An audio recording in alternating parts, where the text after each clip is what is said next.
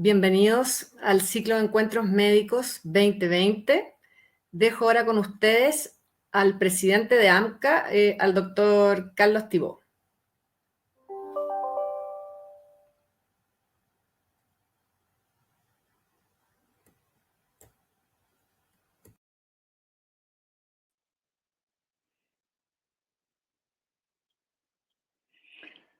Muy buenas tardes a todos.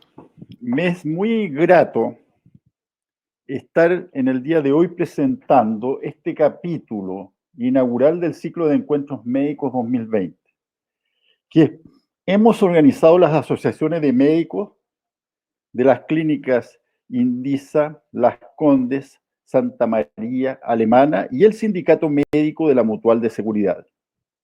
Este ciclo de charlas es un primer trabajo conjunto que nos han permitido conocernos, compartir conocimientos y detectar temas de interés transversales a todos los médicos de las instituciones mencionadas, temas para los que queremos abrir más espacios de discusión y desarrollo. Esperamos que esta colaboración de interagrupaciones sea la primera de muchas actividades y acciones conjuntas con miras a promover las mejores condiciones de prácticas asociativas y para el desarrollo de una mejor medicina. En este sentido, quiero agradecer especialmente a José Antonio Giordano, Marcelo Acevedo, Jimena López y a Nelson Núñez, presidentes de las respectivas agrupaciones, y también al doctor Rodrigo Julio, que trabajaron para que este ciclo se concretara. El tema de hoy dice relación directa con la tecnología.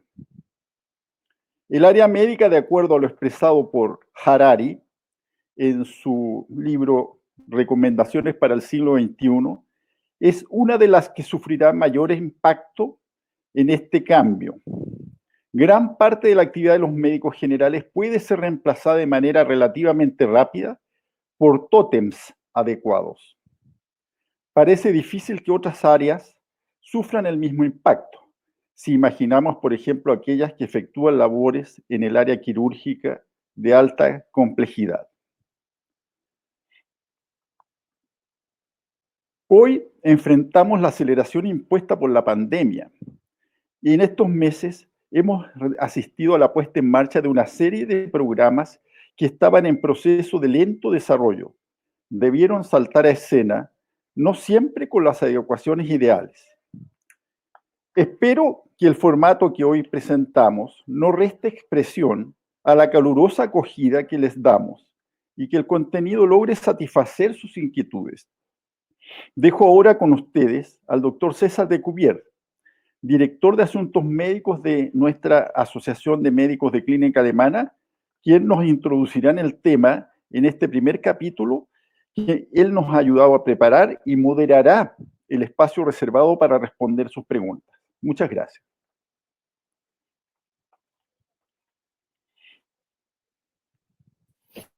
Muy buenas tardes, muchas gracias, doctor Tibó, y muchas gracias a todos los presidentes de las asociaciones por el entusiasmo, y muchas gracias también a los asistentes y, sin lugar a dudas, a nuestros expositores.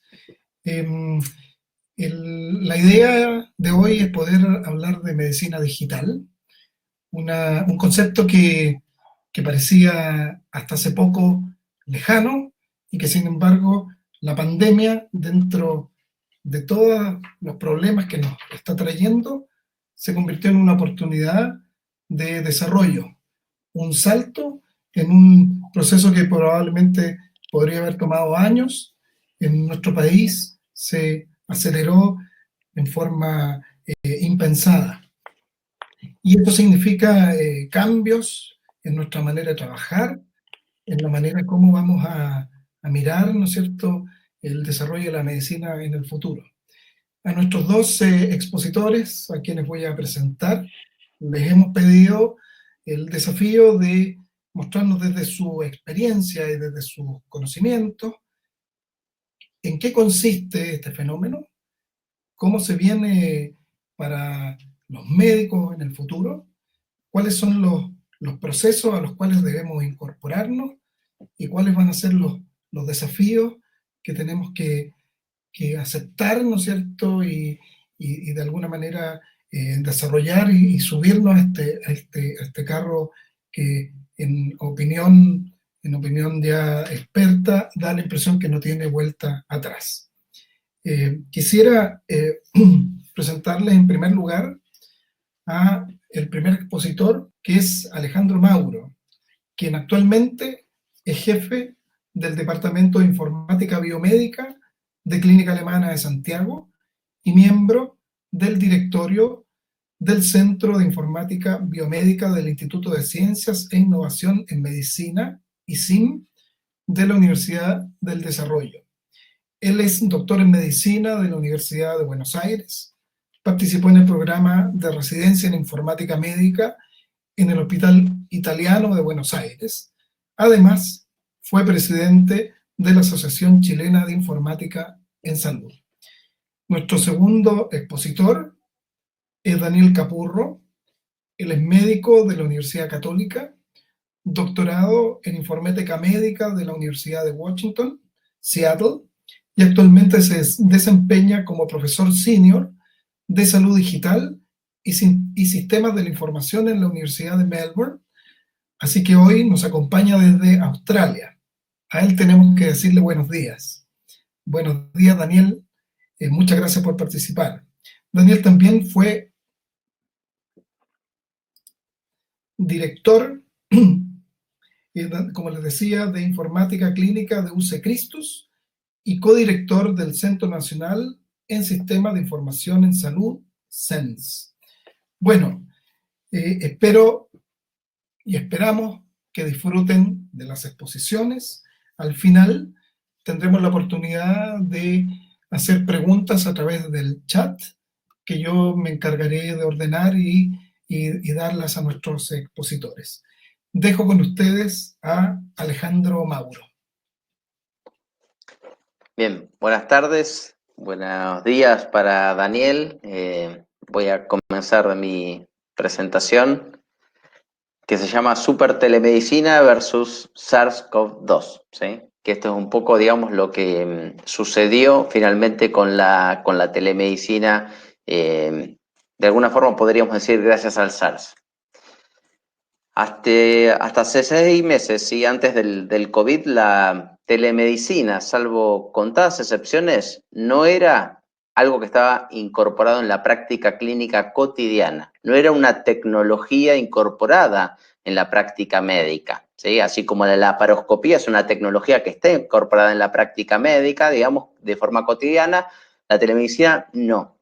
Y era, digamos, más bien algo secundario o experimental que no pasaba las fases de piloto en gran parte de los países, ¿sí? Salvo contadas excepciones donde no estaban las barreras que voy a enumerar ahora. Los proyectos de telemedicina eran pilotos, partes experimentales, eran apuestas, ¿sí? Como para un futuro que nunca llegaba, ¿sí?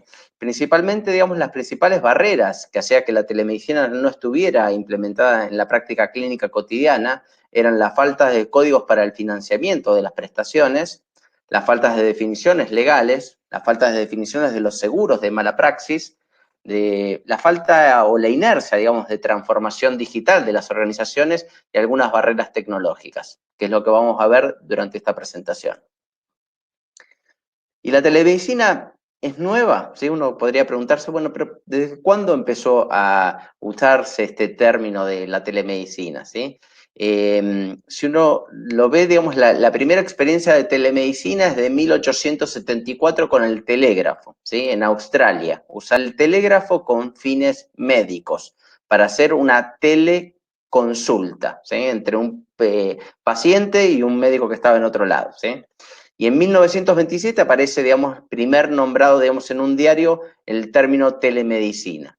Entonces, lleva muchísimo tiempo con nosotros y hay lugares donde sí está muy implementada y ha estado implementada durante muchísimo tiempo, que es probablemente en la atención de los barcos.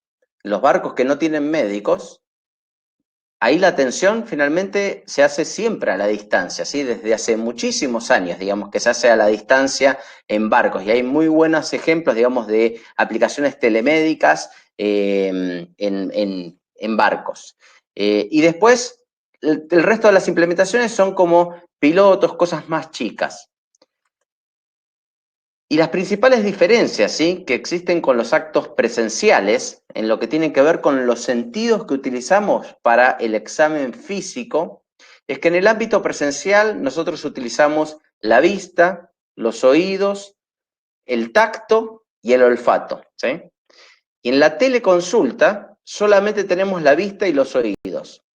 Básicamente perdemos el tacto porque el olfato no es un sentido, digamos, que utilicemos mucho, pero, digamos, en los tratados de medicina están nombrados varios olores. Entonces, el examen físico, ¿sí?, en el escenario de teleconsulta se realiza, pero se realiza, digamos, con la pérdida básicamente de la percepción áptica o del tacto. Y en el contacto telefónico, que es otra forma, digamos, de ejercer atenciones a la distancia y que es probablemente la que más hemos utilizado, ¿sí? Entonces, si uno diría, bueno, ¿cuántas veces uno ha tomado una decisión de forma telefónica con un paciente? Eso es telemedicina, ¿sí? Eso es una acción médica que está mediada por la distancia. Ahí únicamente contamos, digamos, con la audición, ¿sí? Por lo cual, digamos, baja, digamos, nuestra capacidad de hacer un diagnóstico preciso.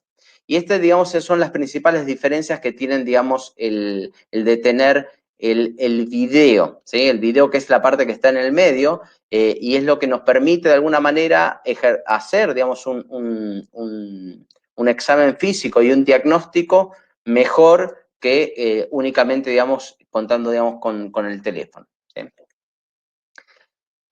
Pero en 6 meses, ¿sí?, avanzamos más que en 100 años en telemedicina. ¿Por qué? Si uno pregunta, en esto probablemente esta pregunta la deben haber visto varias veces, ¿sí?, ¿quién aceleró la transformación digital de tu hospital? ¿Sí? Y todos dicen el coronavirus. Porque el coronavirus aceleró muchos de estos procesos que estaban latentes, creciendo muy poquito, ¿sí? Hizo un salto muy, muy grande. Porque se dio un fenómeno que yo llamo alcen la barrera, ¿sí? Se alzaron las barreras que contenían, digamos, la implementación de esta tecnología. Esta era una tecnología que finalmente no estaba tan disponible, ¿sí? No era como el laparoscopio que lo tenemos disponible y podemos utilizarlo. No, era una tecnología que no estaba disponible para quien quisiera utilizarla. Y entonces, como no estaba disponible para quien quisiera utilizarla, en general, digamos, no tenía grandes implementaciones, digamos, que uno podría evocar o ver para copiar de alguna manera, ¿sí? Pero Chile ya llevaba un tiempo, digamos, de transformación, de implementar telemedicina, ¿sí? Y el 4 de febrero, ¿sí?, donde el COVID todavía lo veíamos lejano, ¿sí?, que había empezado, digamos, en diciembre, a fines de diciembre, se implementaron 7 códigos del arancel de FONASA, ¿sí?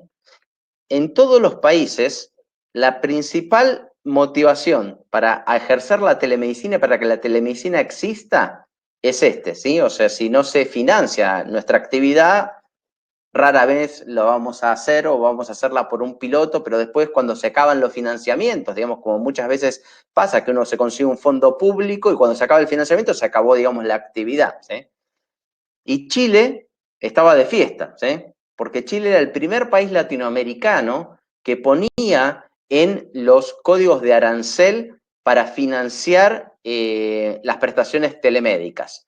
Inicialmente aparecían para un conjunto de especialidades, ¿sí? Ahí ven dermatología, endocrinología, neurología, nefrología, diabetes, psiquiatría y geriatría, ¿sí? Que esto tenía que ver con las listas de espera del Ministerio de Salud y la política, digamos, del ministerio con respecto a ejercer la telemedicina y resolver las listas de espera.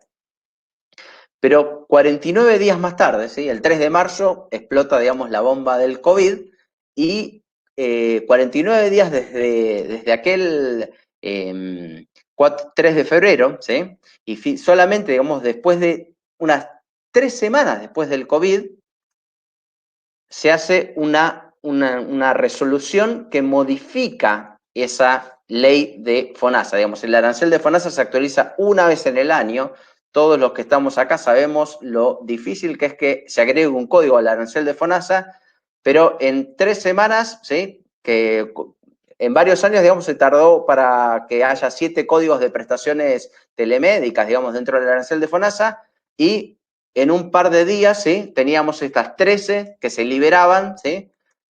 Estas 17 que se liberaban, ¿sí?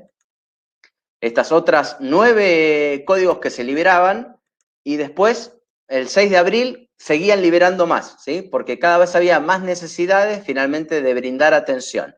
Entonces, en un par de días, ¿sí? Se levanta la barrera, finalmente, de los códigos de financiamiento, ¿sí? Se generan 46 códigos que están habilitados para hacer telemedicina sincrónica, ¿sí? Telemedicina sincrónica significa que es el paciente y el profesional tienen que estar en el mismo acto. No puede ser, digamos, asincrónico como el correo electrónico, que es otra forma, digamos, de ejercer la telemedicina a través de, por ejemplo, una consulta que alguien completa un formulario y después uno le da feedback a través de responder ese formulario. Así que en poquito tiempo, ¿sí? Se levanta la barrera del financiamiento de la telemedicina no solo en Chile, ¿sí? Sino que finalmente en todos los países del mundo. La siguiente barrera son los aspectos legales, ¿sí? Ya el 13 de abril tenemos la primer circular de la Superintendencia de Salud, donde comienza a normar qué es lo que debe ejercer, cómo debe pensarse, digamos, la telemedicina y qué es lo que hay que hacer para poder utilizar esos códigos de facturación, ¿sí? La Superintendencia básicamente lo baja como un oficio parecido a un reglamento, ¿sí? De lo que uno debería cumplir. Y entonces aquí aparecen temas importantes, como que esto tiene que documentarse en la ficha clínica electrónica, que la ficha clínica electrónica tiene que ser la misma ficha clínica electrónica que uno utiliza para la atención presencial, ¿sí? Como para evitar evitar que haya discontinuidad, digamos, del cuidado, que información quede fragmentada, una parte en el software de telemedicina y otra parte en la ficha clínica tradicional que uno utiliza, y que al finalizar la atención hay que resolver varias cosas. Algo que se conoce como la constancia de atención, las indicaciones, ¿sí? Que pueden ser recetas u órdenes de exámenes, que hay que enviarlas, certificados, notificaciones GES, licencias médicas, informar los términos y condiciones, y comienza, digamos, de alguna forma una pequeña normativa, digamos, que regula las teleconsultas. El 7 de mayo sale otra resolución muy importante que modifica un reglamento de los años 60 y elimina del reglamento la necesidad de que las recetas tienen que ser de puño y letra, ¿sí? Y esto abre el mundo de la receta electrónica, de la venta de medicamentos electrónicos, ¿sí?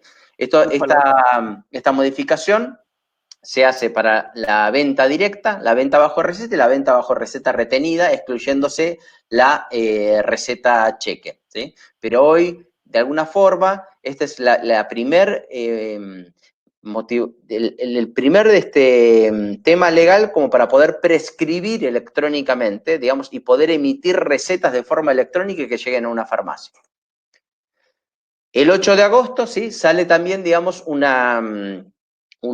oficio que va a la red pública de salud que empieza a definir más cosas, ¿sí? Define qué es la telemedicina, qué es la teleconsulta, qué es el contacto telefónico, digamos, cómo se puede mantener, digamos, la atención de los pacientes con todos estos medios y varios aspectos administrativos y de registro que tienen que cumplirse dentro de la red pública.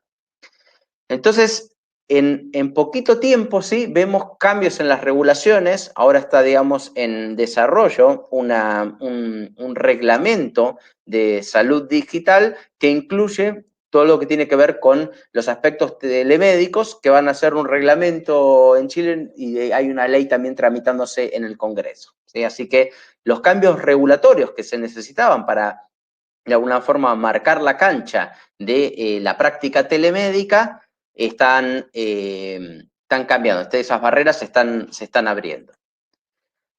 El otro tema son los seguros de mala praxis, ¿sí? En la región tenemos que Argentina, Brasil y Uruguay, digamos, fueron los primeros en donde los seguros de mala praxis empezaron a enviar información a los médicos que iban a cubrir las acciones telemédicas. Aquí en Chile es el primer, digamos, seguro que tenemos conocimiento que incluye una cláusula de cubrir la telemedicina.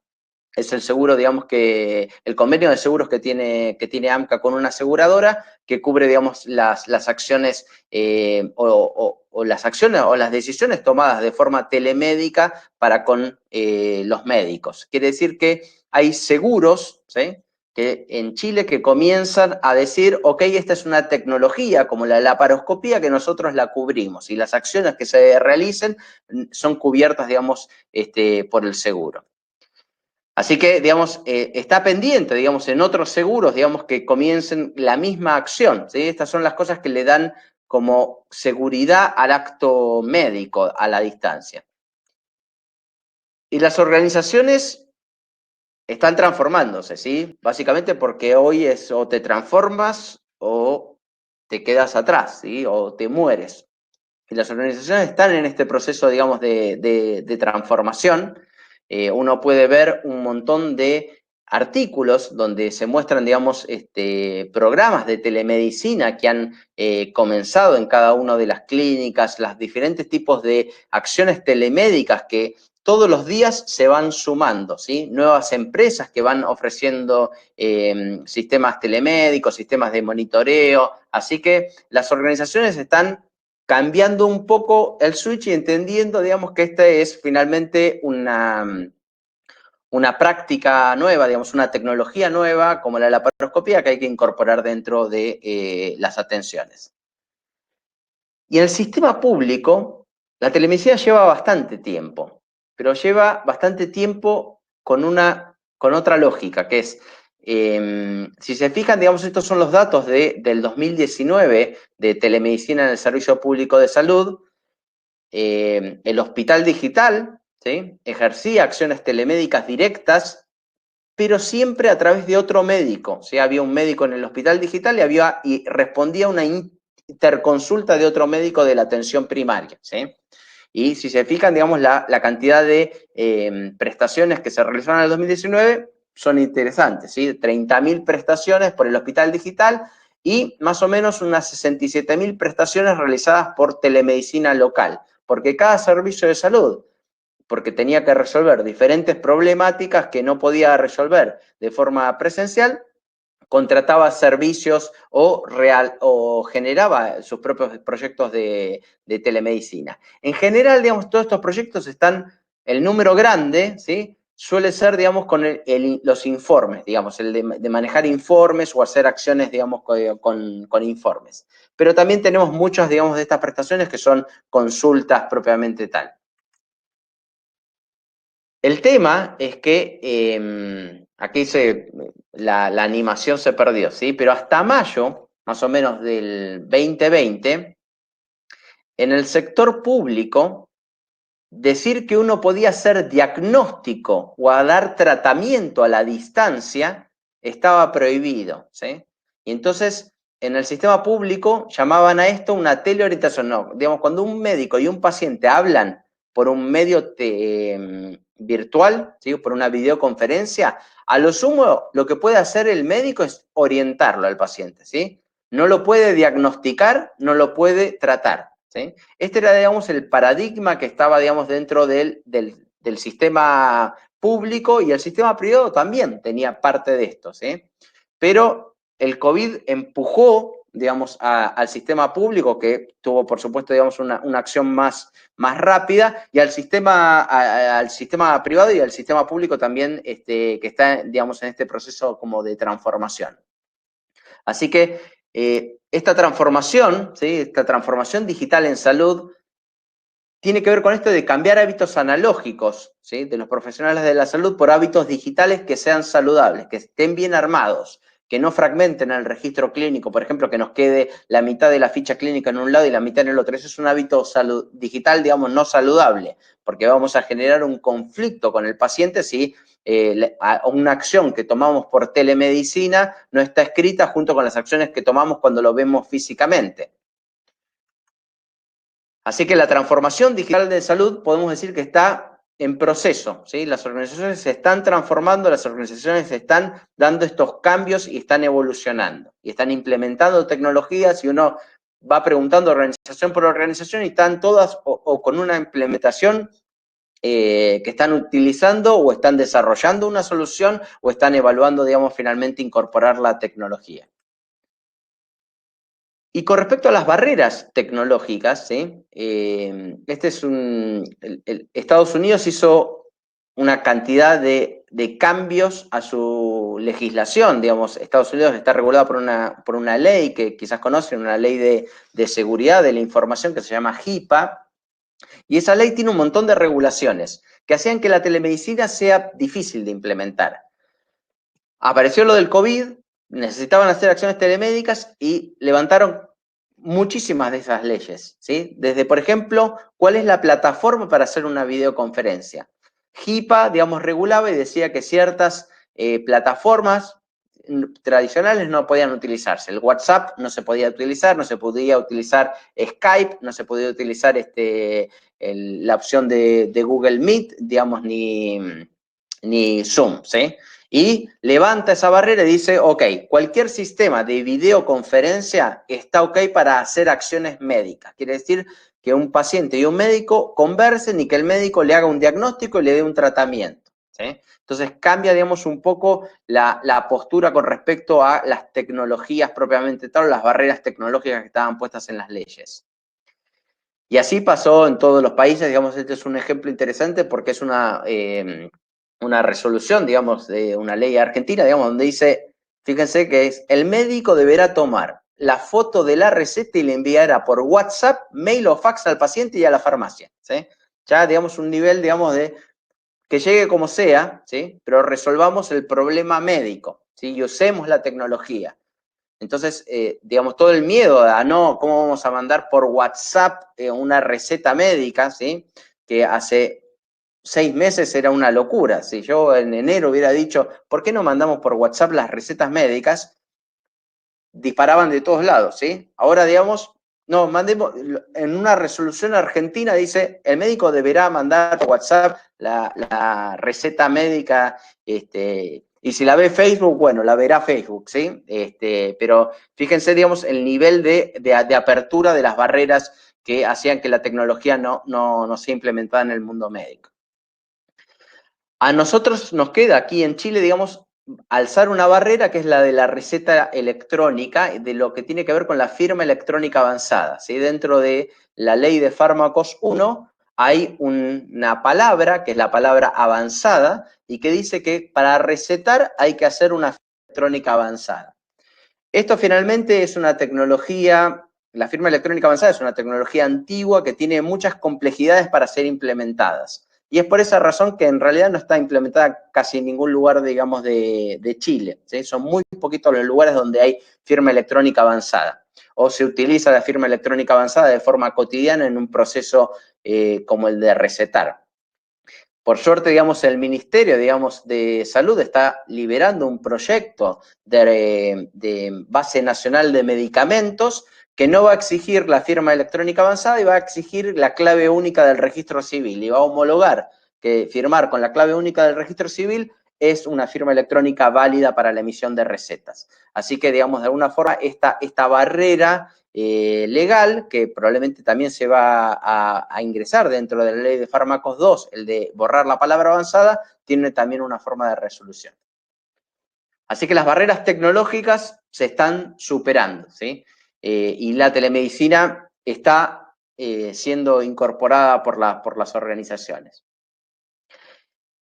Y esta es una frase también de Harari, ¿sí? Esto empezó con una frase de Harari y también vamos a terminar con una frase de Harari que dice que decisiones en tiempos normales, ¿sí? Que llevarían años de deliberación, se aprueban en cuestión de horas durante las emergencias, ¿sí? tecnologías incipientes o incluso peligrosas, como enviar recetas por WhatsApp, se introducen a toda prisa porque son mayores los riesgos de no hacer nada, ¿sí? Y uno empieza a preguntarse, bueno, ¿qué pasa cuando todo el mundo trabaja desde la casa, cuando la educación deja de ser, digamos, en la universidad o en el colegio y pasa a ser a distancia, o cuando la medicina se desarrolla de forma de forma masiva, ¿sí? En tiempos normales, digamos, ni las empresas ni los directorios, digamos, aceptarían llevar a cabo, digamos, semejantes experimentos, pero en las urgencias, digamos, es normal, digamos, en una emergencia estas acciones se toman, ¿sí? Y muchas de estas medidas a corto plazo que fueron tomadas durante la emergencia se pasan a ser algo integral de la vida y pasa a ser algo cotidiano, ¿sí? Que es un poco, digamos, lo que se ve que va a suceder con la telemedicina, ¿sí?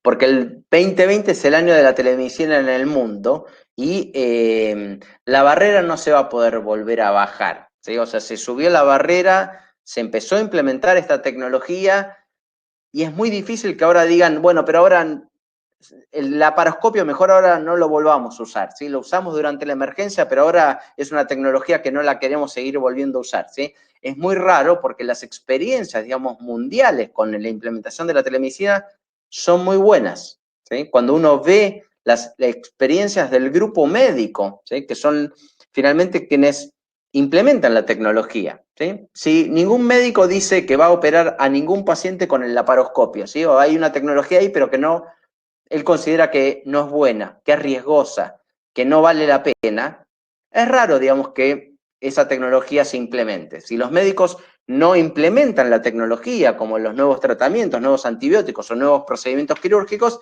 esas tecnologías no se implementan, ¿sí?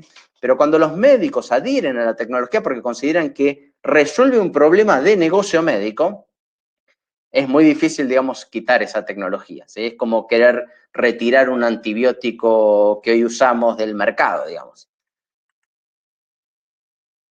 Hoy hay un proyecto de ley, ¿sí? Que busca que estos códigos de prestación del arancel de FONASA no se puedan quitar después de la pandemia, porque tenían una letra chica que decía que se pueden usar durante la pandemia.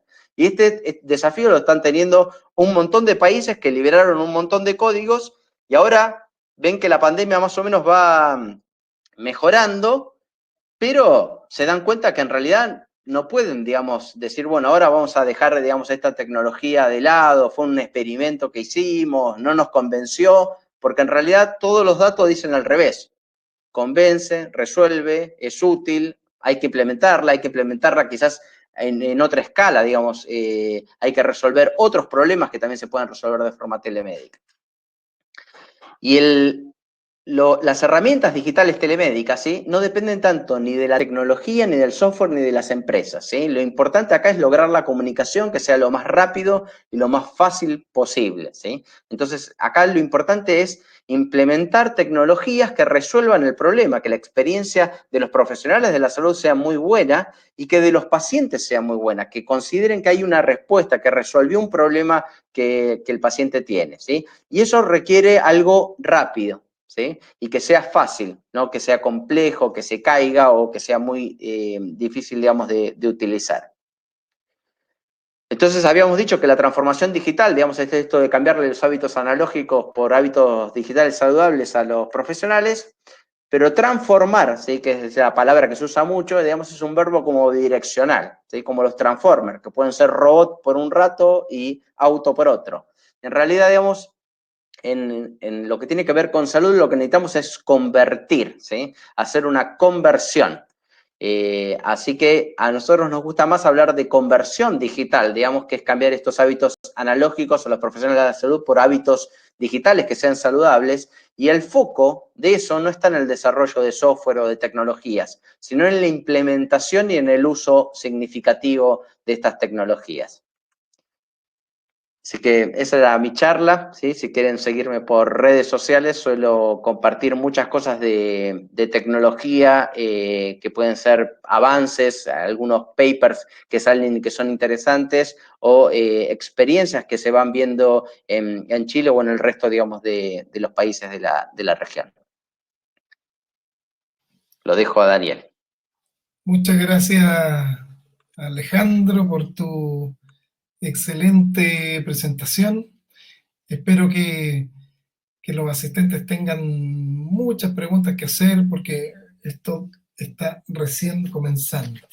Quisiera ahora invitar a nuestro segundo expositor, Daniel Capurro, desde Melbourne, Australia, para que nos haga su presentación. Adelante, Daniel. Muchas gracias. Primero que nada, agradecer la oportunidad de estar aquí hoy con ustedes. Siempre es, ¿no es cierto?, reconfortante poder conectarse con la comunidad médica presente allá en Chile. Y lo que yo les voy a contar ahora, y lo ideal es que sea más bien una presentación que genere inquietud, más que describir, ¿no es cierto?, todo lo que puede estar ocurriendo en otros lugares, contarle el futuro de la salud digital, y se los cuento directamente desde el futuro, aquí que estoy 14 horas adelantado con respecto a Chile. El primer concepto que quería introducir, este concepto que no lo inventé yo y que tampoco es muy reciente, yo creo que lleva casi 20 años este concepto, que es The Learning Healthcare System, que es cómo poder generar un sistema de salud que es capaz de aprender de sí mismo, ¿ya? Que a partir de su operación diaria, a partir de la atención rutinaria de pacientes, poder generar información, que es capaz de generar conocimiento y que podamos aprender de lo que hacemos todos los días. Y esa es un poco la visión y el marco, ¿no es cierto?, que define en qué tipo de problemática debiéramos incorporar este tema de la salud digital. ¿Ya? A modo de ejemplo, lo habitual que se ha descrito en este ámbito del sistema de salud que aprende, ¿no es cierto? Tenemos aquí a mano derecha, tenemos la actividad central, ¿no es cierto?, que es la actividad clínica o la actividad en salud, en la cual, ¿no es cierto?, nosotros atendemos a nuestros pacientes, le hacemos anamnesis, examen físico, diagnosticamos, tratamos, etc. Pero la idea es que poder capturar datos, ¿no es cierto?, de manera automática durante esos procesos y poder generar información que permita después analizar esos datos y generar conocimiento y generar evidencia clínica. Si ustedes ven acá a la izquierda, tenemos, ¿no es cierto?, cómo el conocimiento biomédico debiera juntarse con esa información que viene o ese conocimiento que viene de la operación diaria de los sistemas de información y de la atención de pacientes.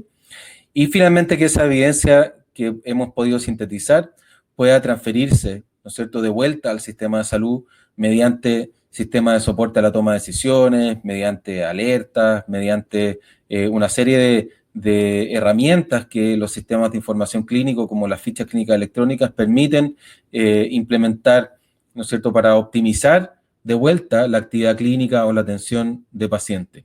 Y ese circuito, ¿no es cierto?, que nosotros nos imaginamos que debiera ser persistente, es lo que nosotros llamamos este sistema de salud que es capaz de aprender de sí mismo, este Learning Healthcare System, como está escrito en la literatura. Si a esto le agregamos, ¿no?, este segundo ciclo, ¿no es cierto?, que tiene que ver con herramientas digitales que permiten establecer modelos virtuales de cuidado, ¿no es cierto? Lo que les acaba de mostrar Alejandro con respecto a la telemedicina son precisamente modelos virtuales de cuidado, donde actividades que normalmente hacíamos de manera analógica, como atender a un paciente, ¿no es cierto?, en una consulta, podemos algunos de ellos transformarlos a un modelo virtual de cuidado. La telemedicina es uno de esos, ¿no es cierto?, pero existen muchos otros.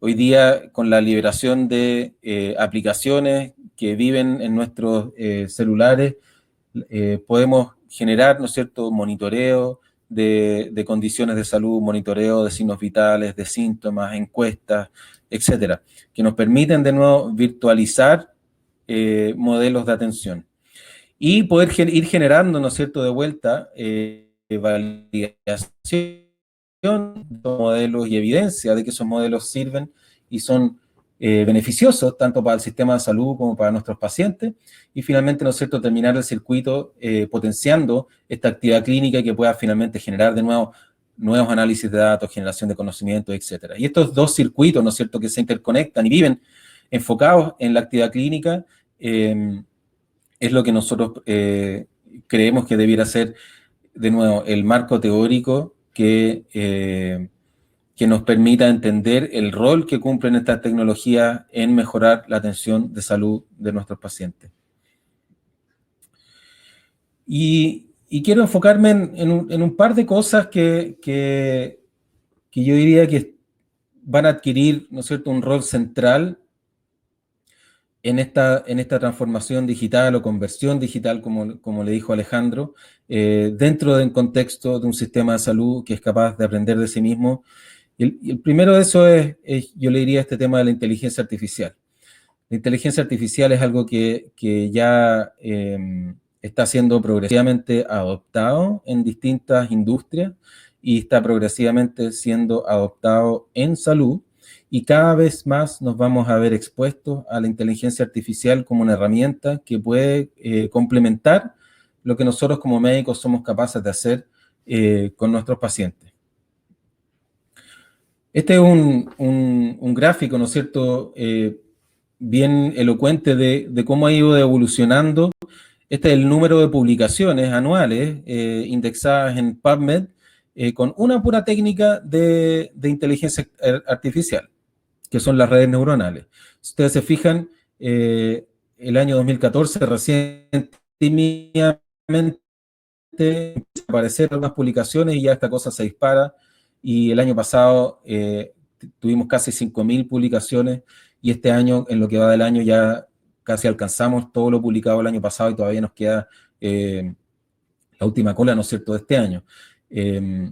Esto, como les digo, se viene bien fuerte, y ahora que estamos acostumbrados a ver gráficos, ¿no es cierto?, de casos de coronavirus, podemos claramente reconocer una curva de crecimiento exponencial.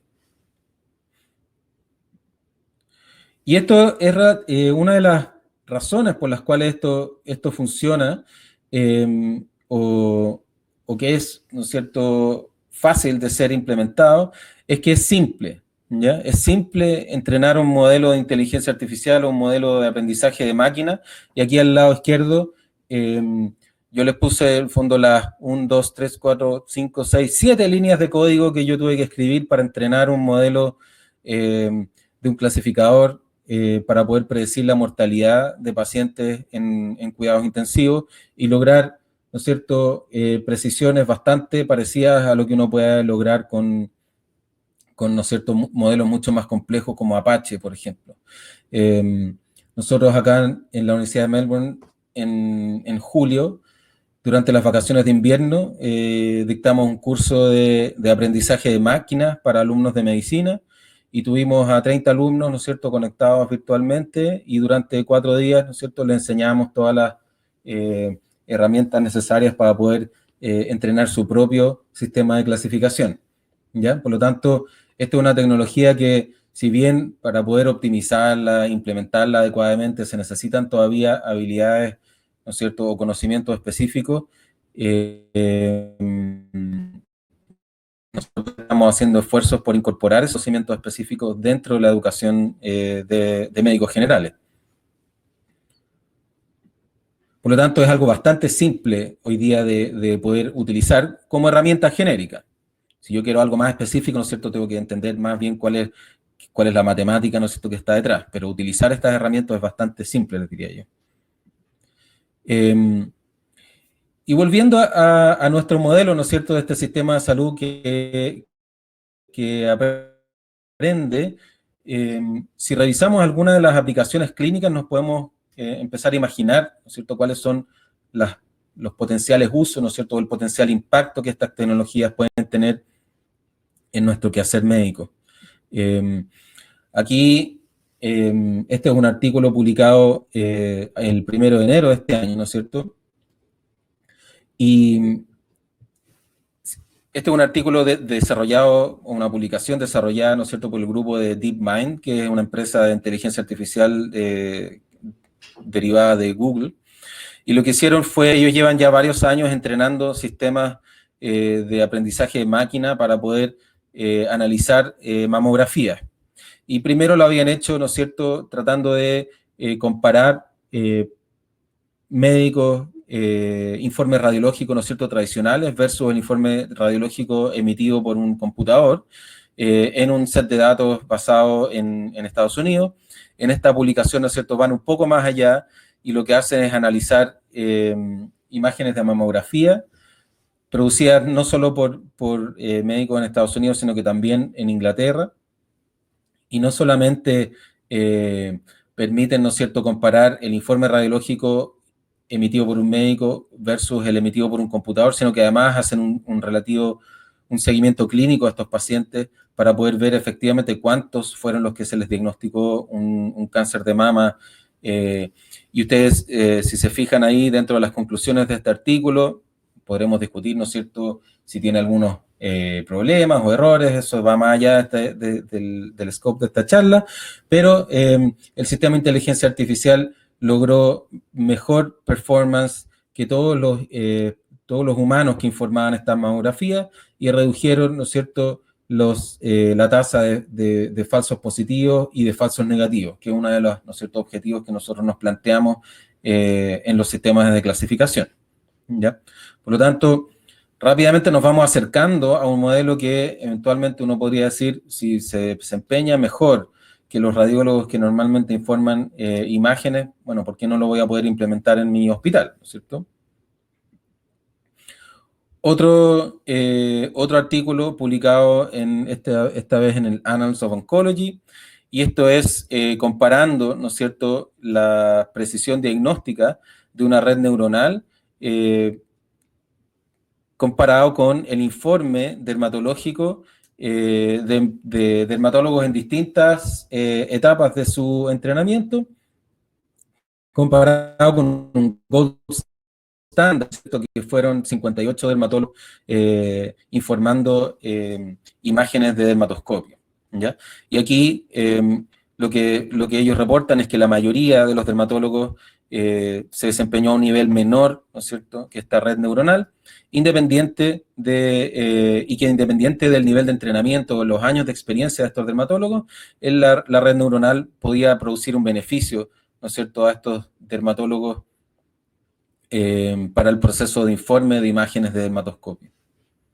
Por lo tanto, de nuevo, otro ejemplo en el cual una red neuronal puede eventualmente desempeñarse mejor que los humanos que normalmente realizan esas tareas. Y no solamente aquí yo les conté con respecto a la actividad clínica, que es el quehacer nuestro como médicos, pero también hay potenciales impactos en la operación del sistema de salud. Aquí tenemos un ejemplo, ¿no es cierto?, publicado el año pasado también, que es, utilizaban un sistema de aprendizaje de máquina para poder mejorar la asignación de cama y aumentar la eficiencia de los pabellones. Y aquí con este sistema lograron disminuir en un 76% los casos en los que eran pabellones pediátricos quedaban bloqueados porque no habían camas de UCI disponibles para sacar al paciente, ¿no es cierto? Pacientes con cirugías complejas que no podían salir a una unidad de postoperatorio común y corriente, sino que tenían que ser a cuidado intensivo. Esas camas de cuidado intensivo, ¿no es cierto?, tienen un uso que es menos predecible, porque llegan pacientes, ¿no es cierto?, de la urgencia, hay pacientes que se descompensan dentro del hospital, por lo tanto era frecuente que estos pabellones quedaran bloqueados y no poder sacar al paciente. Y aquí con este sistema lograron disminuir en un 76% los casos en el que el pabellón quedaba bloqueado por esta razón, ¿ya? Por lo tanto, acá no está necesariamente involucrado este sistema de aprendizaje de máquina en la actividad clínica, en el acto médico propiamente tal, sino que es más bien la operación, que tiene algunos componentes clínicos, como es la asignación de cama. Y aquí les cuento, yo personalmente estoy trabajando, a los que les interesa el tema, cómo se pagan las hospitalizaciones. Nosotros estamos trabajando en un sistema de redes neuronales que está logrando predecir con bastante precisión el peso del GRD al alta con la información clínica de las primeras 24 horas de hospitalización.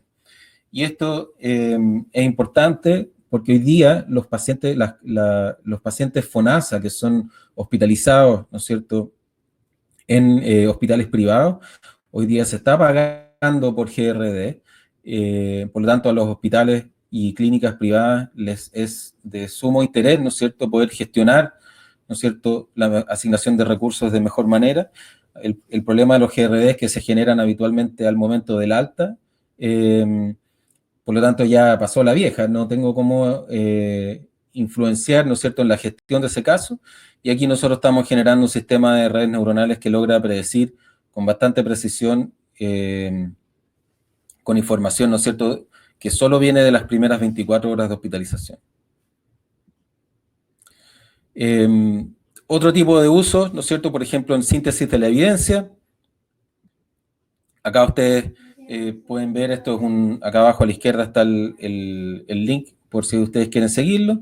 Esto es una base de datos generada por la Fundación Epistemónico, que busca por publicaciones relativas a distintos temas. Acá son todas las publicaciones hasta el día de ayer sobre coronavirus, o sea, COVID-19, y vemos que hay más de 12.000 artículos publicados sobre COVID. Yo la semana pasada hice la misma búsqueda y habían 11.000 y tantos, por lo tanto estamos aumentando más o menos hoy día cerca de 12.000 artículos semanales, por lo tanto no hay humano que sea capaz de sintetizar toda la información que está siendo generada a esta velocidad. Y acá les muestro un ejemplo, ¿no es cierto?, de cómo un sistema de aprendizaje de máquina puede sintetizar eventualmente información clínica. Acá a la izquierda lo que hicieron fue entregarle un paper a este sistema, y al lado izquierdo está el resumen de ese paper que hizo un ser humano, ¿no es cierto? Y aquí dice, ¿no es cierto?, que el virus de la influenza es la causa más causa viral más reportada de rhabdomiolisis, y muestran un caso de un niño de 7 años, ¿no es cierto?, que presentó un episodio de rhabdomiolisis por parainfluenza tipo 2, ¿ya? Y al lado derecho vemos el resumen, ¿no es cierto?, que generó un computador, ¿no es cierto?, entrenado con texto, y ahí dice, ¿no es cierto?, que la influenza es la causa principal de rhabdomiolisis en los niños, pero hay algunos casos, ¿no es cierto?, de rhabdomiolisis por parainfluenza. Y ustedes pueden ver ahí que efectivamente el computador generó un error, ¿no es cierto?, porque habla del síndrome compartimental renal, cosa que no es lo que estaba diciendo el artículo, sino que estaba hablando de falla renal aguda y síndrome compartimental. Y esto es porque en general los sistemas de aprendizaje de máquina funcionan todavía con imágenes, funcionan muchísimo mejor, un tipo de información que es bastante estándar. Cuando una imagen tiene 2 dimensiones, ¿no es cierto?, y cada píxel tiene ciertos colores, por lo tanto no hay mucha ambigüedad en eso, versus el texto, la variedad de información y conceptos que puede contener el texto es inmensa.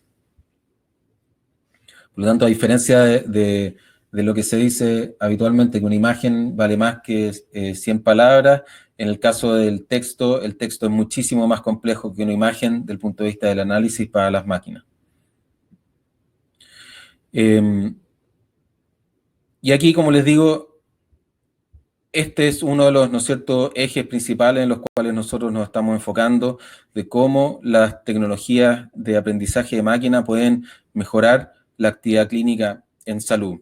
Y una parte importante de lo que nosotros hacemos en esta actividad clínica, como médicos, ¿no es cierto?, hay cosas que nos interesan hacer, ¿no es cierto?, como interactuar con nuestros pacientes, poder tener conversaciones, ¿no es cierto?, interesantes, poder tener un desafío diagnóstico, terapéutico con nuestros pacientes, pero hay cosas que no nos interesan hacer.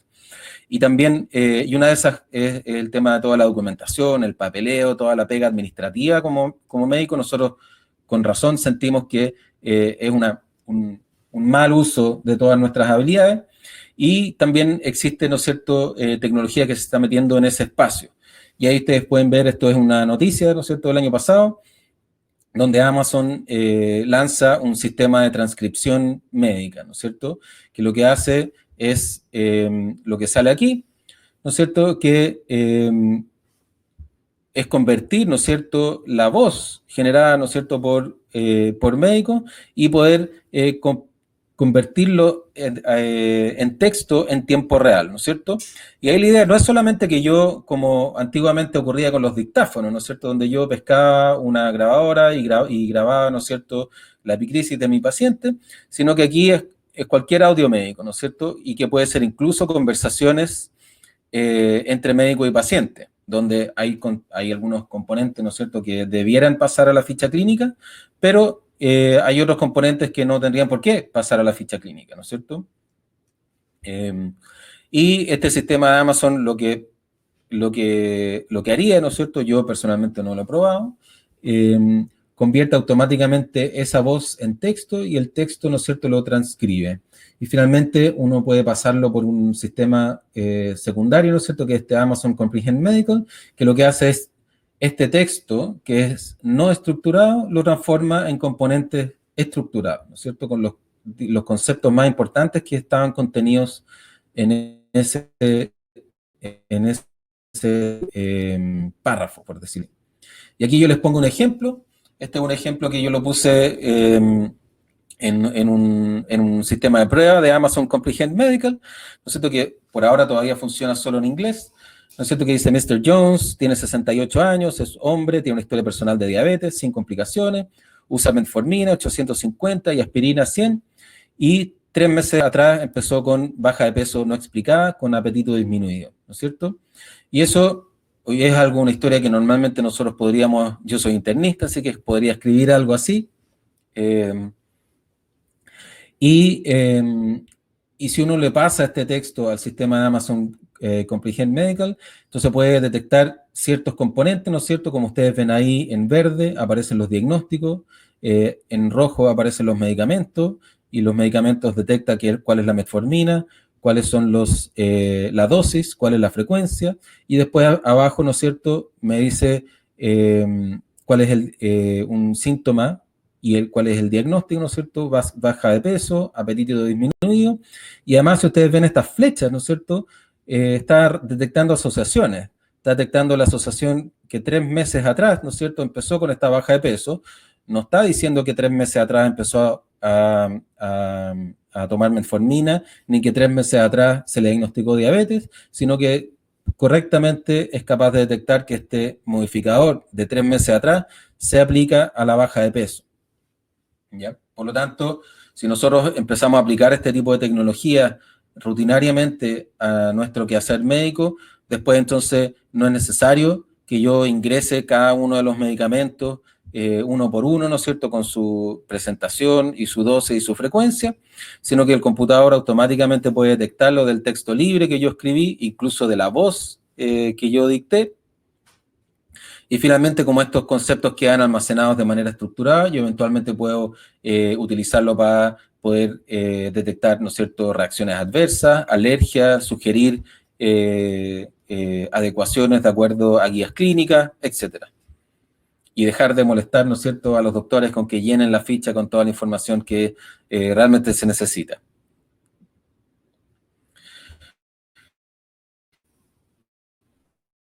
Pero una de las grandes preguntas, ¿no es cierto?, que nosotros, en los que nos dedicamos a temas de tecnología de la información en salud y salud digital, es, bueno, ¿qué tan efectivas son estas tecnologías? Y una de las todavía grandes incógnitas que existe es que, a diferencia, ¿no es cierto?, del proceso de desarrollo de drogas, ¿no es cierto?, donde hay una secuencia de cosas que deben suceder, ¿no es cierto?, para que puedan ser aprobadas, ¿no es cierto?, pasamos desde del descubrimiento de medicamentos, la investigación preclínica, clínica, y después finalmente la aprobación por entidades como la FDA en Estados Unidos o la TGA acá en Australia. Para las innovaciones digitales, que pueden ser algoritmos, pueden ser aplicaciones, pueden ser modelos virtuales de cuidado, la verdad es que no existe un proceso que permita, ¿no es cierto?, avanzar en esa certificación.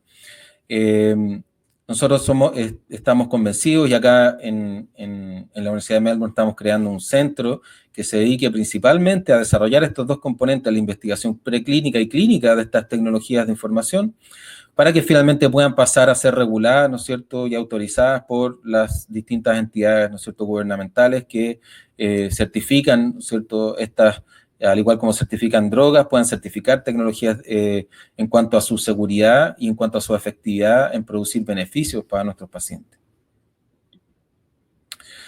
Porque hoy día hay distintas publicaciones que han revisado cuántos hay, algunos dicen 300.000, otros dicen 1.000.000, pero la verdad es que son varios cientos de miles de aplicaciones para la salud, pero hay muy pocas de las cuales sepamos si efectivamente sirven de algo, ¿ya? Y sirven de algo en términos de beneficios medibles para pacientes, ¿ya? Y beneficios medibles, estamos hablando de mejoría en la calidad de vida, mejoría en la sobrevida o mejoría en otros outcomes, ¿no es cierto?, relevantes para los pacientes. Disminución de hospitalizaciones, disminución del gasto en salud, etc.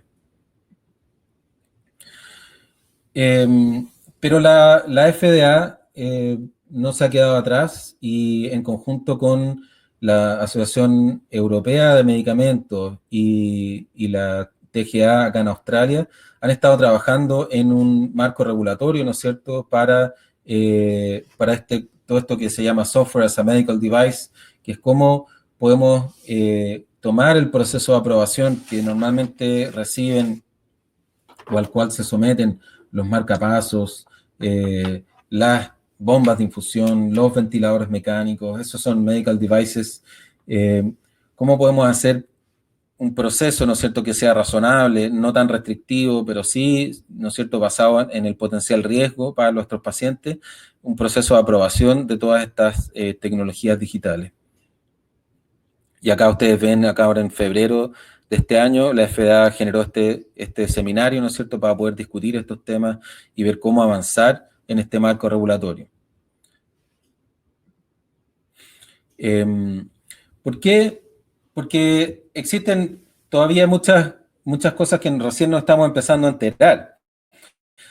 Acá hay un artículo publicado en la revista Science en octubre del año pasado, ¿no es cierto?, donde comunican cierto sesgo racial, ¿no es cierto?, que ocurrió en un algoritmo que estaba utilizando una compañía de salud en Estados Unidos. ¿Y qué fue lo que pasó aquí?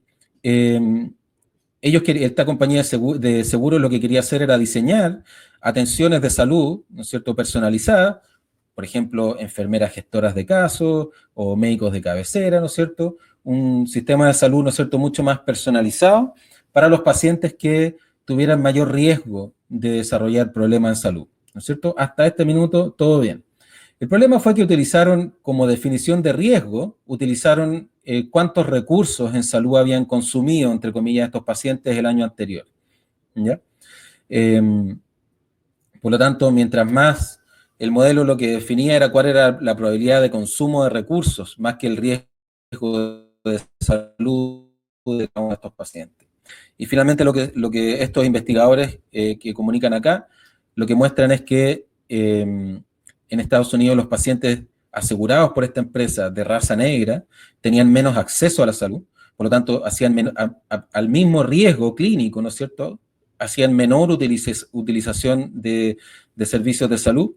Por lo tanto, finalmente el algoritmo que recomendaba a qué pacientes, ¿no es cierto?, entregarle este mayor beneficio, estaba finalmente sesgado, ¿no es cierto?, y ante el mismo riesgo de salud, a los pacientes de raza negra, ¿no es cierto?, les recomendaba un menor nivel de intensidad de atención de salud. Por lo tanto, todavía en salud tenemos, bueno, en salud y en un montón de otras áreas, pero en lo que compete a nuestra charla, los algoritmos, ¿no es cierto?, todavía están expuestos a presentar sesgo en el momento en que uno los diseña, y es esencial, ¿no es cierto?, poder generar mecanismos que permitan escrutar estos algoritmos, poder entender cómo están haciendo sus decisiones y cuáles son los potenciales impactos que estos pueden tener a largo plazo.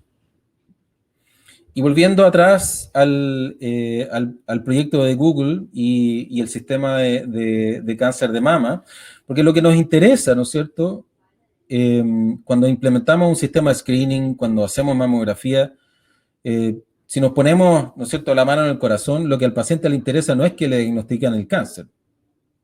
Por lo tanto, los indicadores de precisión, sensibilidad, especificidad, falsos positivos, falsos negativos, ¿no es cierto?, son importantes de ir entendiendo, pero lo que realmente nos importa, ¿no es cierto?, es que al implementar estas tecnologías podamos disminuir la mortalidad general, podamos mejorar la calidad de vida, podamos mejorar las expectativas de vida, ¿ya? Por lo tanto, todavía nos falta mucho camino por recorrer para poder demostrar, ¿no es cierto?, cuáles son los beneficios de estas tecnologías para la salud y para la vida y la eficiencia del sistema de salud. Y con eso les dejo el final de esta presentación. Entiendo que ahora vamos a dejar algún espacio para hacer preguntas. Ahí también está mi link de Twitter, por si alguno quiere interactuar, ¿no es cierto? Ahí yo también me entero de las cosas que Alejandro va publicando y encantado de poder recibir todas sus preguntas. Así que muchas gracias. Muchas gracias, Daniel. Una excelente presentación. Yo le agradezco a los dos expositores por su tiempo y nos vamos a dar unos minutos para preguntas. Voy a partir con Alejandro. Tú hablaste de hábitos digitales saludables, pero la pregunta es, ¿cuánto es responsabilidad del médico y cuánto es de la institución, ¿no? Porque en Chile tenemos instituciones con muchos recursos que pueden desarrollar proyectos en corto tiempo, con todas las tecnologías disponibles, pero la realidad de los hospitales públicos es diferente. Entonces, ¿basta solo el médico? ¿Se requiere la institución? ¿Cuánto pesa cada uno en esta conversión? Efectivamente, digamos, el primer paso es habilitar tecnología. Entonces, si no hay tecnología, no se puede adoptar, ¿sí? O sea, si la tecnología no está, esto es lo mismo, digamos, que el laparoscopio, ¿sí? O sea, si en el hospital no compran el laparoscopio, no va a haber laparoscopía, ¿sí? Así que, digamos, todo parte con que la tecnología esté disponible. Después hay que utilizar la tecnología de forma correcta, y esa quizás es la parte, digamos, que le compete al grupo médico, ¿sí? Uno puede usar el laparoscopio bien o puede usar el laparoscopio mal. Puede hacer la telemedicina bien o la puede utilizar mal, ¿sí? Y esa parte de la utilización correcta, eso es lo que llamamos, digamos, un hábito saludable. Es un hábito saludable, por ejemplo, ingresar los diagnósticos correctos de los pacientes en la ficha clínica. Es un hábito muy poco saludable elegir el primero de la lista. Como parece un listado gigantesco, elijo el primero y sigo pasando, ¿sí? O el dato, digamos, obligatorio, le pongo el primero que aparezca, ¿sí? Entonces, hay hábitos, ¿sí?, que son la parte, digamos, de la transformación de los profesionales de la salud, es encontrarle sentido finalmente a los sistemas de registro. Y ahí probablemente algo que es compartido entre la organización y el grupo médico, ¿sí? Que el sistema tenga sentido para el grupo médico, para el grupo profesional. Efectivamente, uno implementa y usa las tecnologías que le dan sentido. Y uno cree que algo le da sentido es porque resuelve un problema con el paciente. Y usa el laparoscopio porque considera que es la mejor tecnología para resolver con ese paciente. Si la tecnología que se implementa en la organización no le da sentido a la actividad médica, es difícil, digamos, que la implementación sea significativa y que haya una verdadera conversión o transformación.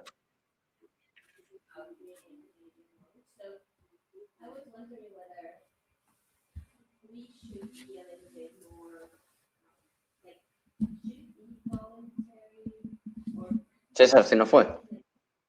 Bueno, pero ahí había otra pregunta ahí en el chat, que decía, digamos, si había alguna jurisprudencia con respecto a litigios, ¿sí?, sobre telemedicina. Y les cuento que en el año 2000, a fines del 2018, probablemente quizás recuerden, en los diarios apareció, digamos, un dictamen de, no me acuerdo si fue de la... Fue algo de la Contraloría, ¿sí?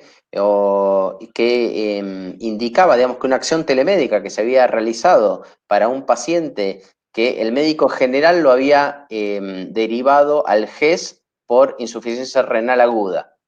Y el médico contralor, ¿sí?, que lo revisa esto de forma telemédica, revisa, digamos, una solicitud de interconsulta, consideró que no, ¿sí?, y que no era, digamos, una insuficiencia renal aguda, y entonces rechaza la interconsulta y la paciente, digamos, pone un recurso diciendo que le habían dicho que estaba en el GES y que el GES no lo quería atender, ¿sí?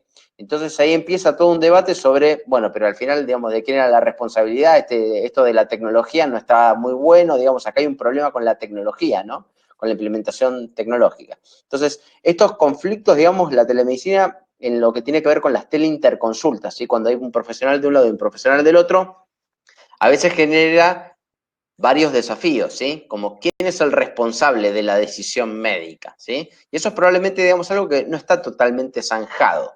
Y tampoco está reglamentado, digamos, en lo que tenemos que ver con la institucionalidad actual.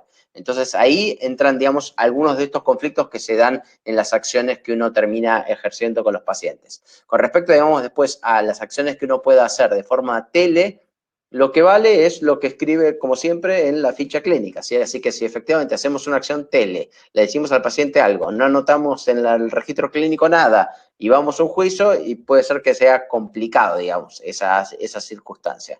Entonces, no hay muchos juicios, digamos, hoy por hoy, o litigios con respecto al uso de la telemedicina, porque lo estamos recién ahora implementando, ¿sí? Así que probablemente, digamos, vamos a tener alguna experiencia para fin de año o el año que viene.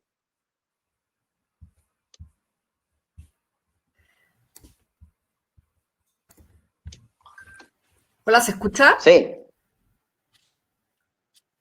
Voy a tomar el chat porque César tuvo un problema técnico. Quería tomar otra pregunta que teníamos acá del doctor Rodrigo Íñiguez para Daniel. ¿En Australia los médicos tienen acceso remoto a la ficha clínica de los pacientes desde sus casas o de otro lugar? Depende mucho acá el sistema de salud es bien, está mezclado, ¿no es cierto? Tiene todo en la capa que son hospitales, que depende de cada uno de los estados, y también tiene la capa de todos los general practitioners, que depende del gobierno federal. En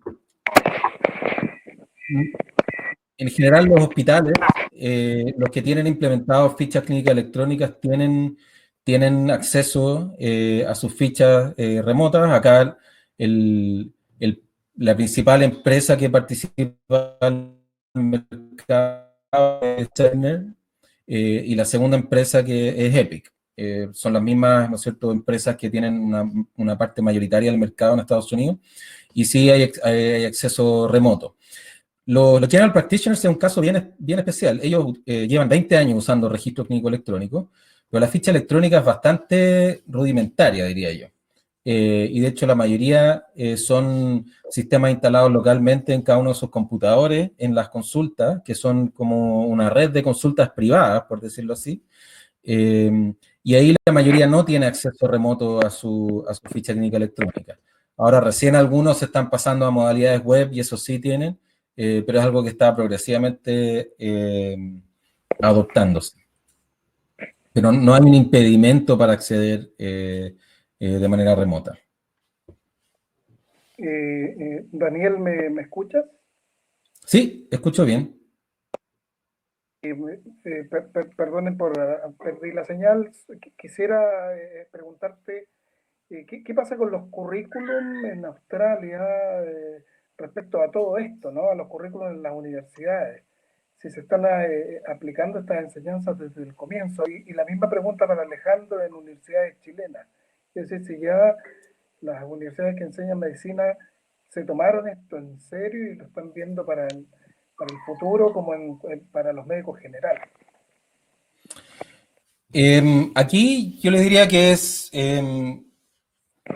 también igual como pasó con la implementación de la telemedicina, se ha visto como precipitada por todo esto del coronavirus. La mayor parte de los médicos, si bien acá la telemedicina se usa desde hace muchos años, la mayor parte de los médicos y otros profesionales de la salud haciendo. cuando nadie le enseñaban durante la carrera cómo es un examen físico vía telemedicina o cómo es una anamnesis vía telemedicina y cuál es la diferencia con la anamnesis cara a cara. Pero ahora sí, a partir de este año nosotros estamos trabajando activamente en incorporar esos conceptos dentro del currículum, tanto de la Escuela de Medicina como otras carreras de la salud. De hecho, recién acabamos de partir con un proyecto de crear, ¿no es cierto?, módulos para estudiantes ya en grados más avanzados que ya están en la clínica, de cuáles son estas, ¿no es cierto?, estos hábitos digitales saludables que habla Alejandro, ¿no es cierto?, al momento de atender pacientes. También nosotros, importante recalcar que en Chile existe el Centro Nacional de Sistemas de Información en Salud.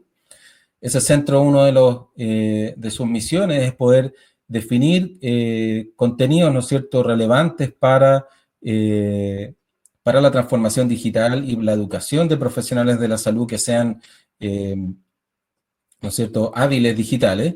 Y parte de eso, desde ya hace un par de años, se desarrolló un conjunto de competencias mínimas necesarias para profesionales de la salud. Alejandro participó en esos talleres y esos contenidos se están poniendo a disposición de las distintas universidades en Chile para que puedan irlo incorporando dentro de sus currículums. A mí me tocó participar en la reforma curricular de la Escuela de Medicina UC cuando pasamos de 7 a 6 años y dentro de esa reforma curricular incorporamos algunos contenidos de salud digital, no formalmente la telemedicina todavía, pero sí todos los contenidos de un poco de alfabetización digital, registro clínico electrónico y de análisis de datos. Esas eran algunas de las herramientas que estamos tratando de entregarles a los alumnos de pregrado de medicina. Alejandro. Sí, creo que, digamos, al igual, digamos, que el coronavirus y la pandemia generó la adopción de telemedicina o el uso de la telemedicina en todo el mundo, también ha generado esto, ¿sí? Por ejemplo, nosotros en la universidad teníamos planificado, digamos, la implementación en medicina de un módulo de informática biomédica, ¿sí? Que se dio, digamos, a comienzo de año. Pero ahora eso también, digamos, se habilitó para todas las carreras de la salud y hoy está, digamos, en medicina como obligatorio y en el resto de las carreras de la salud, digamos, como optativo. Y lo mismo está pasando, digamos, en el resto de las universidades. Hemos tenido un montón de solicitudes de hacer clases o de hacer formación a los profesionales de las carreras de la salud. Efectivamente, es necesario aprenderlo, ¿sí? Esto no es algo que uno lo aprende solo, o que no es el WhatsApp esto, sino que finalmente es una forma, digamos, de ejercer la medicina donde uno tiene que aprender los beneficios, las limitaciones, digamos, y cómo tiene que resolver diferentes tipos de casos de uso, ¿no? Que eso es finalmente lo que damos cuando enseñamos esto. Ponemos, digamos, diferentes casos de uso y ponemos a debatir a las personas, ¿sí? A ver qué consideran que es lo más apropiado y después vemos, digamos, cuál sería una recomendación. Así que creo que, digamos, la pandemia, digamos, ayudó finalmente a que las tecnologías de la información, que son muy importantes, digamos, implementar en la formación de pregrado y de posgrado, digamos, se implemente. Una pregunta también para los dos. No sé si me escuchan. Sí, te escuchamos. Una pregunta para los dos. ¿Cómo se examina sin tocar a la paciente? ¿Cómo se examina a través de la pantalla? ¿Sí? ¿Nos pueden dar algunos ejemplos como para poder abrir un poquito las mentes rígidas de los médicos de mi edad, que nos formamos de una manera y que tenemos que empezar a mirar a esto no como el presente, ya como no el futuro? Quizás es bueno, digamos, ver, digamos, lo que fueron haciendo las sociedades médicas americanas, ¿no? Que te diría que son las que más, por lo menos que yo más he visto, ¿sí? La cantidad de webinars sobre cómo es el examen físico en traumatología a la distancia, cómo es el examen físico neurológico a la distancia, cómo es el examen físico en pediatría a la distancia. Y uno puede buscar en YouTube y va a encontrar un sinfín de videos, ¿sí? Donde, dependiendo, digamos, qué es lo que quieras evaluar, te van diciendo, ¿sí? Por ejemplo, es una instrucción que le pasas al paciente, ¿sí? Que levante, que gire, que mueva, qué sé yo, que lo muestre, que se ponga más atrás, que se levante, o que le pidas a un familiar, ¿sí? Que ejecute la parte del médico. Entonces, por ejemplo, el familiar percute al paciente y el paciente va viendo, digamos, la reacción que tiene, ¿sí? Si tiene un cólico renal, ¿sí? Lo va percutiendo y ves la reacción que tiene, ¿sí? Y le vas preguntando ahí a los dos. Entonces, muchas cosas del examen físico se hacen con un ayudante. Por ejemplo, hay un montón de casos, digamos, reportados, ¿no? Que estas cosas son también interesantes. Muchos casos, por ejemplo, de apendicitis diagnosticadas de forma tele, que uno dice, no, una apendicitis, ¿cómo vas a diagnosticar una apendicitis de forma telemédica? El paciente tendría que haber ido a la urgencia, ¿cómo se les ocurrió?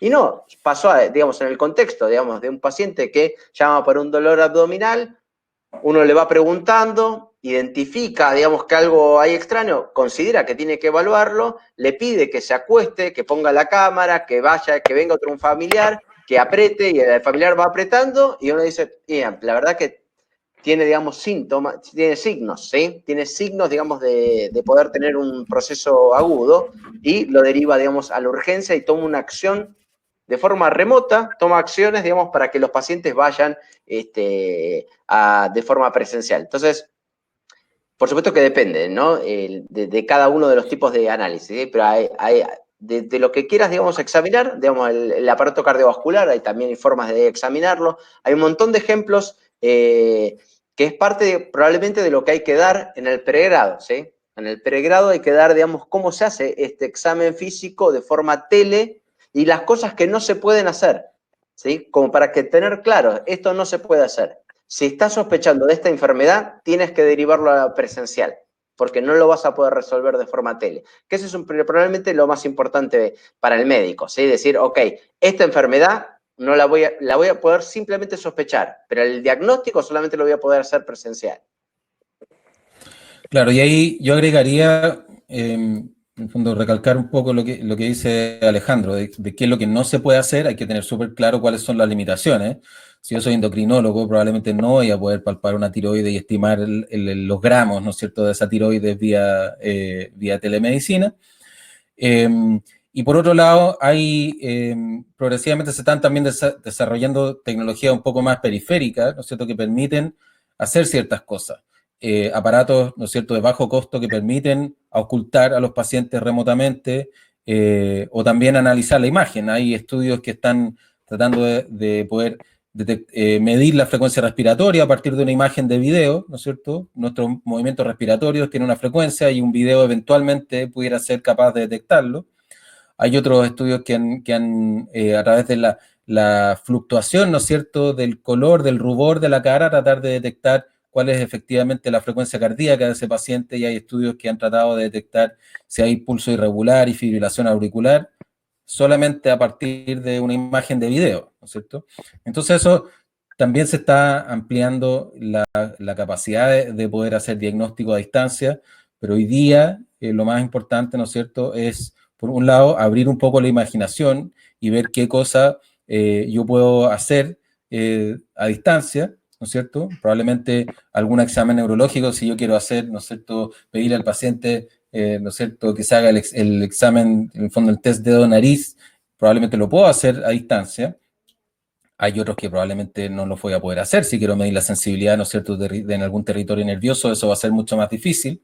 Pero abrir un poco la imaginación acerca de qué cosas se pueden hacer y tener claro cuáles son las que son imposibles de hacer y no exponerse, ¿no es cierto?, a querer hacer diagnósticos que realmente no son posibles vía telemedicina. Una pregunta, ¿cómo son los estudios clínicos? Porque para un fármaco es fácil imaginar cómo se hace, ¿no? También para un dispositivo, pero para una app ¿Cómo se hace cuáles son los pasos? ¿Cuándo son la fase 1, 2, 3 y 4 de una aplicación? Si nos puedes contar Mira, un poco. sí, ahí eso es lo que todavía yo les diría que es parte está en noticia en desarrollo. Hay, por supuesto que hay muchos estudios randomizados ya publicados, ¿no es cierto?, donde yo puedo aleatoriamente asignar a pacientes a utilizar, ¿no es cierto?, una aplicación que hace ciertos monitoreos versus no utilizar la aplicación, o a la aplicación, ¿no es cierto?, ir encendiendo o apagando ciertas funcionalidades, ¿no es cierto?, para efectivamente medir cuál es el efecto de esa funcionalidad en particular.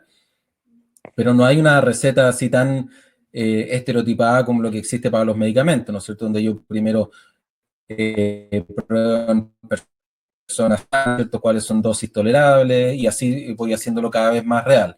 Pero sí, nosotros lo que estamos proponiendo es tener, ¿no es cierto?, un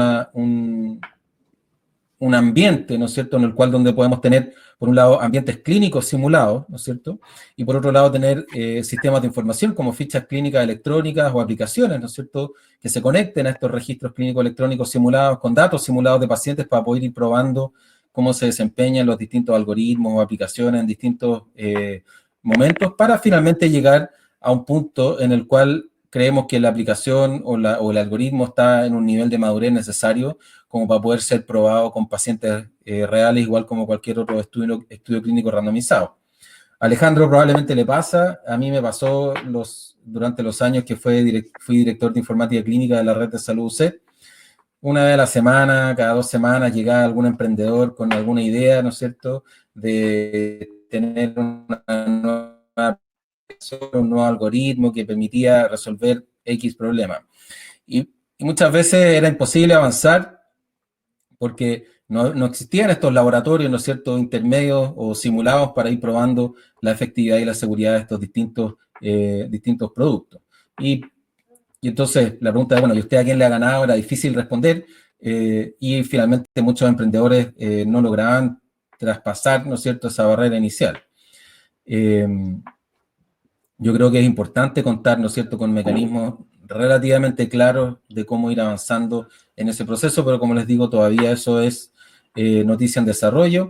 Uno de los elementos, yo diría, críticos de todas estas, sobre todo los modelos virtuales de cuidado, es tener claro en qué punto del proceso de atención clínica, en qué punto del workflow se pueden ir incorporando estas tecnologías. Porque muchas veces viene, ¿no es cierto?, un ingeniero nos dice, oye, yo desarrollé esto y la verdad es que no calzan para nada con lo que hacemos con los médicos, a los pacientes la verdad es que no les sirve mucho. Entonces, todo este concepto del codiseño, de cómo ir modificando los procesos de atención, y ahí con una activa participación de médicos y pacientes, a mí me parece que es esencial.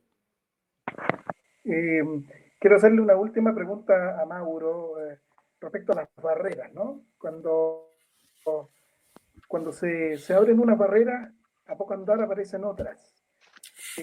La pregunta es ¿cuáles son las barreras que tú ves, Alejandro, en el futuro, de acuerdo a nuestra cultura chilena, a cómo es nuestra medicina? Y si por otro lado las barreras que tú nombraste que ya están abriéndose, si tú piensas que hay vuelta atrás, si vamos a retroceder, o esto ya es un proceso que no tiene vuelta. Yo creo que, digamos, lo que tiene que ver con la implementación de la telemedicina no tiene vuelta, ¿sí? O sea, lo que hizo es aceleró varios años, muchos años. Fíjense que Chile pensaba implementar 7 códigos de telemedicina este año, ¿sí? Y ahora en realidad lo que está diciendo es, ok, podemos hacer prácticamente todo por telemedicina, ¿sí? O sea, cuando uno ve, digamos, lo que va informando, lo que se va enviando a las redes públicas de salud, ¿sí? Como ordinarios. Por lo cual, parecería ser que, ok, vamos a implementar y vamos a probar.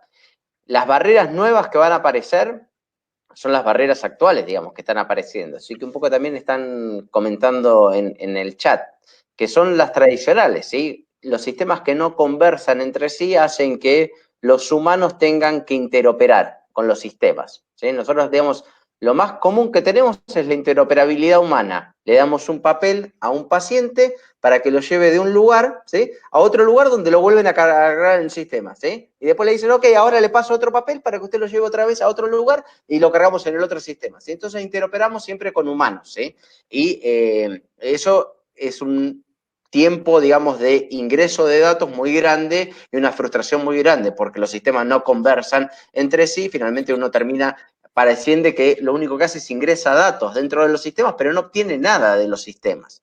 Entonces, esa transformación digital o esa conversión digital cuesta mucho darla cuando los sistemas en realidad no conversan, los sistemas, digamos, no apoyan a la toma de decisiones de los profesionales, que es para lo que queremos a las máquinas, ¿sí? No para que guarden un registro lindo o que puedan hacer un gráfico de tortas. Lo que queremos en realidad es que nos den un feedback, que usen su poder, digamos, de procesamiento para entregarnos información. Entonces, todavía tenemos, digamos, las barreras de que la tecnología que implementemos, ¿sí?, resuelvan los problemas del grupo médico y que los médicos no digan, me pusieron esta ficha clínica o ahora me impusieron tal sistema para registrar tal cosa, ¿sí? Y que los sistemas conversen, que no nos pidan que carguemos en EpiVigila cada vez que hacemos la PCR, más después cargar en la ficha clínica para hacer la solicitud. Pues unos procesos finalmente que le agregan simplemente una acción administrativa, ¿sí?, al profesional de la salud, y no se ve, digamos, un sentido, ¿sí? Uno ve muy lejano que le está dando una ayuda al paciente. Entonces, lo que está faltando acá es una madurez, ¿sí? Todavía el sistema es muy inmaduro.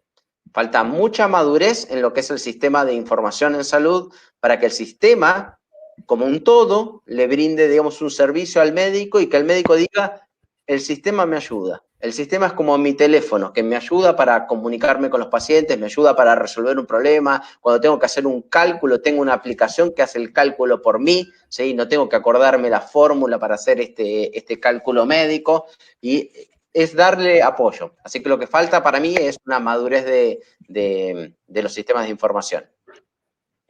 Perfecto. Bueno, quiero darle las gracias a los dos expositores, Daniel y Alejandro. Me parece que las charlas estuvieron extraordinarias.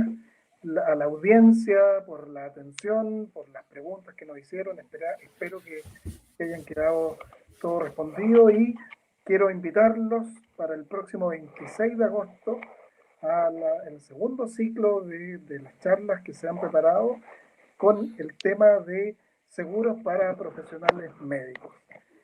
Para todos ustedes, buenas noches, buenos días para Daniel, y quedan gratamente invitados para el próximo 26 de agosto. Muchas gracias. Muchas gracias a todos por la invitación. Muchas gracias. Chao. Hasta luego.